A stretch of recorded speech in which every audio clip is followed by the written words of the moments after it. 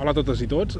Malauradament iniciem aquest videoresum del ple municipal del passat dimarts 17 de febrer fent referència a la violència masclista. La sessió es va iniciar novament amb un minut de silenci per l'assassinat de dues dones víctimes de la violència de gènere.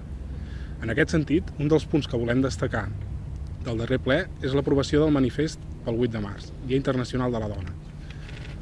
La lectura del manifest anirà a càrrec del col·lectiu feminista manlleuenc La Xinxa i des de la CUP volem animar a tothom a participar a les activitats programades per aquesta data reivindicativa per la lluita feminista i sobretot mostrar el nostre suport a tots els col·lectius que dia a dia lluiten i planten cara a la xacra del masclisme i les injustícies generades pel sistema patriarcal.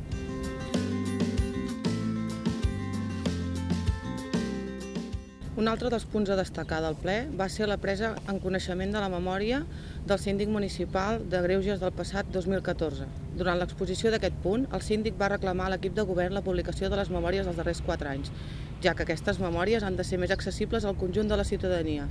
Com a CUP Manlleu creiem que tots els passos que es facin en direcció a la transparència i l'accessibilitat a tota informació municipal són positius. I, per tant, compartim plenament les reflexions del síndic de Greuges municipal. Per altra banda, el ple també va aprovar una modificació de les jornades laborals de 3 treballadors del Museu del Ter, per la qual aquests passaran d'una jornada laboral del 75% a una jornada completa. Volem destacar que aquest punt va obrir un debat entorn la funció i la conveniència de tenir un equipament com el Museu del Ter a Manlleu.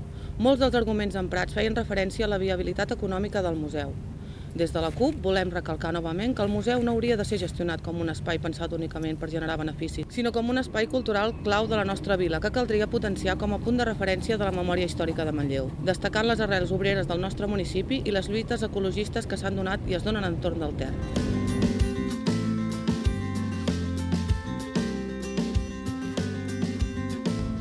En l'apartat de mocions i propostes es van aprovar 2 mocions per unanimitat. Per una banda, la moció en suport a la ILP per fer front a l'emergència habitacional i a la pobresa energètica. En aquest cas, volem lamentar de nou que les pròpies entitats no puguin presentar i defensar les seves pròpies mocions al ple municipal. Seguim reclamant l'obertura dels plens per incentivar la participació a nivell associatiu i és per això que no trobem adient que totes les propostes i mocions que han de ser presentades al ple municipal ho siguin a través de partits polítics. També volem destacar que aquesta ILP ja ha recollit en 2 mesos al voltant de 300 signatures a Manlleu i 40.000 a tot Catalunya.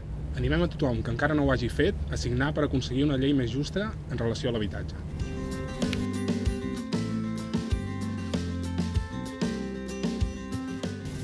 D'altra banda, també es va aprovar la moció per la protecció social als malalts de fibromiàlgia, per la qual cosa es demana protecció social per la gent que pateix aquesta malaltia crònica. La CUP ens sumem a aquesta reivindicació i novament exigim que l'aprovació d'aquestes mocions, tant de la ILP per l'habitatge com de la protecció social pels malalts de fibromiàlgia, deixin de ser un fet simbòlic per passar a ser unes accions concretes. Un altre punt destacable del ple va ser la renúncia del regidor de CiU, Enric Vilaragut. Com és sabut, Vilaragut va renunciar al seu càrrec perquè té la intenció de formar part d'una llista electoral que no és la del seu actual partit polític. És per això que trobem èticament reprovable que aquest regidor votés tots els punts de l'ordre del dia abans de fer-se efectiva la seva renúncia, que es produeix estrictament per motius polítics. Per aquest motiu, des de la CUP, trobaríem encertada una modificació del ROM, que és el reglament dels plens municipals, que regulés aquests casos i evitar que es tornessin a produir situacions com aquesta.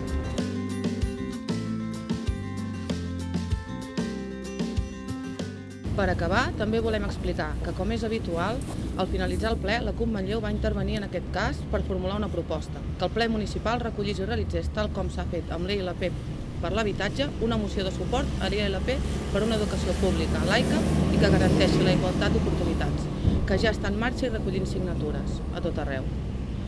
Lamentem comunicar que no vam rebre resposta per part de l'alcalde ni cap regidor i esperem que en el proper ple municipal es faci algun gest en aquest sentit.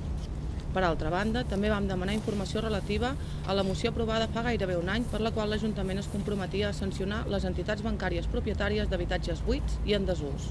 En aquest cas, el regidor d'Urbanisme ens va assegurar que s'han detectat 70 pisos en situació anòmala, buits des de fa 2 anys i en mans dels bancs, però que encara no s'ha fet cap pas concret en relació a les sancions que proposava la moció. És per això, tal com hem exposat abans, reclamem a l'equip de govern que les mocions que siguin aprovades en ple municipal serveixin per adoptar compromisos i accions concretes per tal d'evitar que no quedin en res.